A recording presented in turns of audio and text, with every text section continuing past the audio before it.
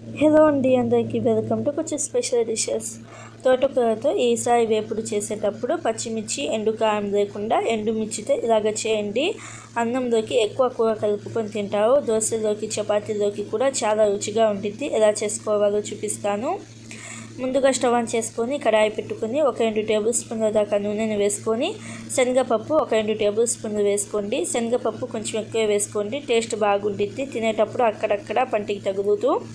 దీనిలోనే మినపగుళ్ళు 1 table spoon, ఆవాలు 1/2 టీ స్పూన్, జీలకర్ర 1/2 టీ స్పూన్ వేసుకొని 3-4 పచ్చిమిర్చిని చీలికలుగా కట్ చేసుకొని వేసుకోండి. 1-2 రెమ్మల కరివేపాకును కూడా వేసుకొని వీటన్నిటిని కూడా దోరగా వేయించుకోండి. ఇలాగా లైట్ గోల్డెన్ కలర్ వచ్చేదాకా ఫ్రై చేసుకున్న తర్వాత ఒక పెద్ద సైజు ఉల్లిపాయను తీసుకొని పొడుగ్గా కట్ చేసుకోండి. చిన్న సైజు ఉల్లిపాయలు అయితే 1-2 చిన్న సైజు ఉల్లిపాయలను పొడుగ్గా నిలువుగా కట్ చేసుకొని వేసుకోండి. ఉల్లిపాయలు ఎక్కువ ఫ్రై అవ్వాల్సిన అవసరం లేదు.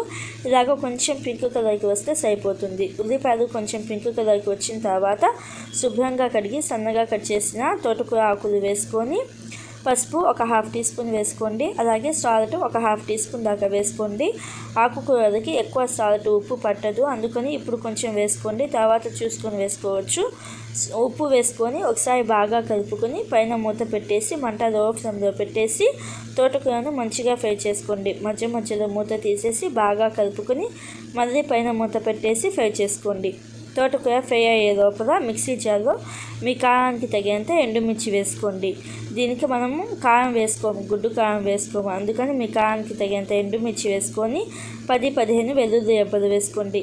ఇక్కడ నేను తీసుకున్న వెల్లుల్లి రెబ్బలు పెద్దగా ఉన్నాయి, అందుకని నేను 10 తీసుకున్నాను. చిన్నవైతే 15 వేసుకొని కొంచెం ఉప్పు వేసుకొని ఇలాగ కచ్చాపచ్చాగా గ్రైండ్ చేసుకోండి. ఇలాగ గ్రైండ్ చేసుకొని పక్కన పెట్టండి. ఇక్కడ తోటకూర చూపిస్తున్నాను చూడండి, మంచిగా ఫ్రై అయిపోయింది. ఇలాగ తోటకూర మంచిగా ఫ్రై అయిపోయిన తర్వాత మనం గ్రైండ్ చేసుకున్న ఎండుమిర్చి పేస్ట్ వేసుకోండి. ఎండుమిర్చి పేస్ట్ వేసుకొని లో ఫ్లేమ్లోనే ఒకసారి బాగా కలపండి. కలుపుకున్న తర్వాత ఉప్పు సరిపోయిందో లేదో చూసుకొని అడ్జస్ట్ చేసుకోండి. ఇలాగ ఒకసారి బాగా కలుపుకొని మంట ఆఫ్ చేసుకుంటే మనకి తోటకూర వేపుడు అయితే రెడీ అవుతుంది. టేస్ట్ అయితే చాలా బాగుంటుంది. ఎక్కువ కూర కలుపుకొని కడుపు నిండుగా తింటారు. దోశల్లోకి చపాతీలోకి కూడా బాగుంటుంది. తప్పకుండా ట్రై చేయండి. Thank you, bye.